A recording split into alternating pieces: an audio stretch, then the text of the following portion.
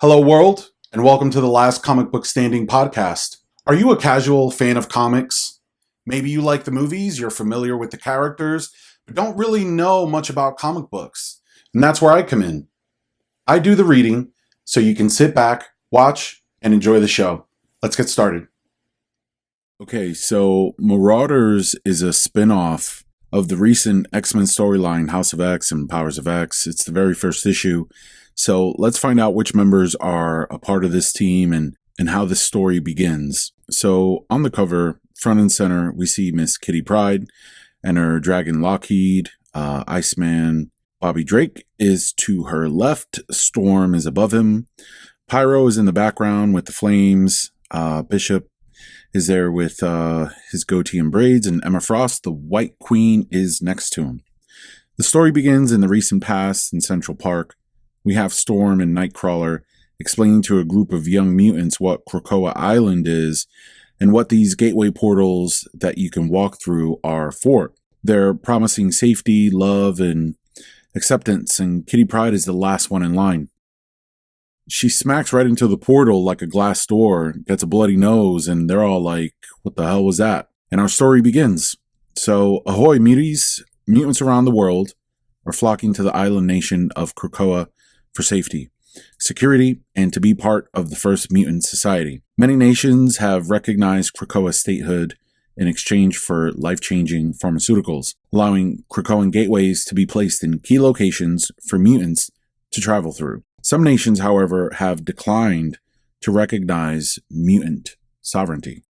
We then see Kitty forced to sail her way to the island, and when she finally comes to the shore, she greets Krakoa and wonders what she did to piss it off. We see her mumbling to herself and, how much of a wonderful welcoming party she's receiving, and notices she still can't get through the portals stationed outside. So we find out that word of Kitty's gateway problem is going around because this little kid mentions it to her like, oh, you're the one that can't get through. So Iceman comes to her rescue and welcomes her to the island. Apparently she's been told someone's looking into the issue. We see Wolverine running past them both, asking if she brought it all, and she says yes. He goes jumping into the waves towards the ships because she brought him barrels of whiskey. And in the meantime, Kitty's amazed at how they can now bring mutants back if they die. They wonder if the same would be done for them. She asks Iceman if she has her own place on the island, and he tells her she needs to ask the island to give her a flower, which she can plant, and it'll produce a pad for her. She declines because she's not sure how much she'll be around. She wants to talk to him about a potential opportunity she might have for him, but he cuts her short because he needs to go back and see why the portal is getting no traffic.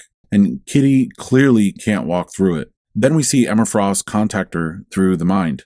And Kitty virtually gets into the car with her, and Emma basically tells her she recognizes that she's a straight shooter, and because of how she's handled herself throughout the years, she's known as the one to be trusted, and Emma has an offer for her.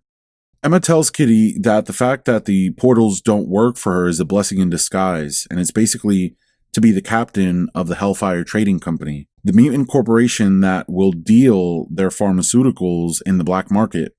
She mentions the fact that Kitty has already sailed across the globe to make it to the island by boat. So as she stands near the ship, she makes a very compelling argument and sells the idea hard to Kitty. She also tells her she can bring anyone she wants along. She tells her that there are mutants in certain areas of the earth who don't have access to their portal gates or simply can't go through them like Kitty. And that's where she will come in, being able to head to these areas by sea.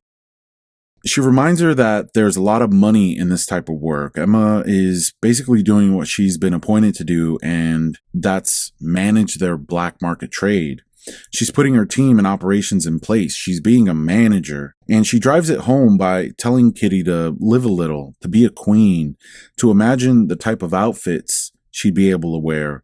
And she makes an interesting comment here when she mentions she'd look great in red. Now realize Emma is the White Queen. The other member of the Hellfire Club so far is Sebastian Shaw, who's the Black King. So Emma is looking for her Red Queen. Could Kitty be the first person she had in mind to fill the third seat in her Krakoan council? It's looking that way, right? So we cut to a scene where Iceman had walked through the portal and stumbles out to Russia. So as he's asking if there are any mutants interested in returning with him to Krakoa, this giant Russian mutant tells him that no one's interested in their new nation, that where they're from, they serve the state first or get crushed. So he fires at Iceman, who instantly melts because they're using technology to minimize mutant powers, and it's on this guy's suit. And Iceman storms out of there and back into the portal. He ends up tumbling back in front of Kitty, who's getting drunk on the shore by a tree. He's like, man, we can't go back that way because there's some angry mutants back there. And she's all drunk, shouting like, let's fight. And it's sort of the perfect fit for a future pirate, right? So she asks Storm if she wants to come along since her wind power would be really helpful, but Storm's more concerned with how much she's drinking Wolverine's stash. So she's like, I am the stash. So we cut to a demonstration in Taiwan where a lady is sharing a story of her husband who disappeared when one of these mutant portals appeared, and she's demanding justice and to know where her husband is. So she's approached by a shadowy figure who says he's investigating her husband's disappearance. And we see that it's Bishop. He tells her he's from Krakoa, and they don't have any record of her husband going through their portals, so I guess they have a way of tracking who goes through them. She says she doesn't believe him, and he radios back to Xavier that things are getting really heated, so he's gonna call it a night. We then see Iceman, Kitty, Storm, and Pyro sailing for Russia on the ship, and the group Iceman encountered is a Russian splinter group that surrounded the gate with troops and tanks. So Pyro's just waking up, and he's telling them all he remembers waking up on the island after being one of the first mutants that got resurrected. But he feels weird now that he's basically a lab rat, and they're coming up with the plan of attack and have to remind him, like, listen, no killing. And we see the Russian group at the gate when suddenly the Marauders attack from behind. The giant guy with the suit takes away Iceman and Storm's power, but Kitty comes from behind and short-circuits his suit, electrocuting him in the process. Then she takes on the rest of the battalion. Kitty has the power to phase through objects, to pass through them, and vice versa, so these guys are attacking and going right through her. But she can make herself solid again right away and knock somebody out. She kicks the entire team's ass. One guy even gets shot through the leg. One of the soldiers then tries to stab her from behind with a sword, which goes right through her. She takes care of that guy.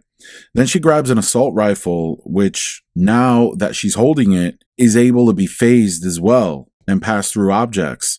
So she places it inside the thighs of these two soldiers and then allows it to become solid again, and it completely destroys their legs. It's pretty cool how she does it. I've never seen that before. Then she's approached by a tank, and she simply phases through to the inside, takes the flash grenades off the guy, and phases back outside, and these things detonate inside the tank. She's taking out these guys with ease, and Pyro has the Russian suit guy down on the ground and calls for a quick fire.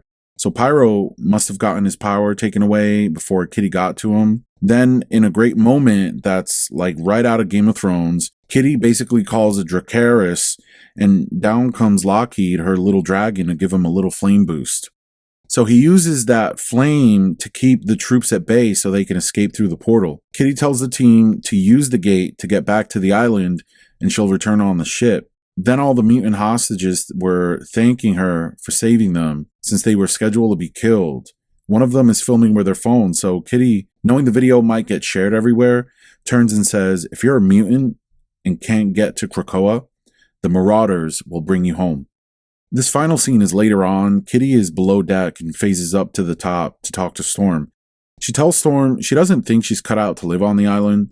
Storm says she's not a fan of the name Marauders, which tells us she wants to be a part of the group and she wants to be out there with Kitty, which is pretty cool. She tells Storm she wants her to stay and that she's not sure if the X-Men will approve of the type of work that she's been asked to do. Storm tells her that as long as there are mutants trapped in the world with no way to get to the island, she'll be by Kitty's side to help her, but she makes it clear she wants nothing to do with Emma Frost.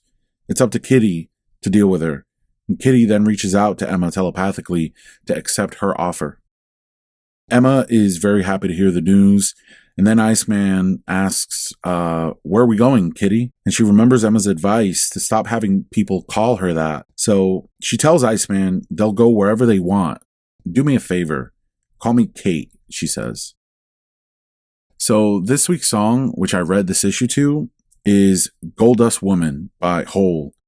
It's a cover of the Fleetwood Mac song, and for me it was the right feel for an issue where we see Kitty Pryde becoming both the captain of the Hellfire Trading Company and the leader of the Marauders team. So make sure to add it to your own musical library and keep up with the storyline's future issues right here on this channel. And there you have it, folks. Thank you so much for joining us for this week's episode. Remember to like the video below, subscribe to the channel, and follow us on Facebook, Instagram, and Twitter at The Last Comic Book Standing. I'll see you next week.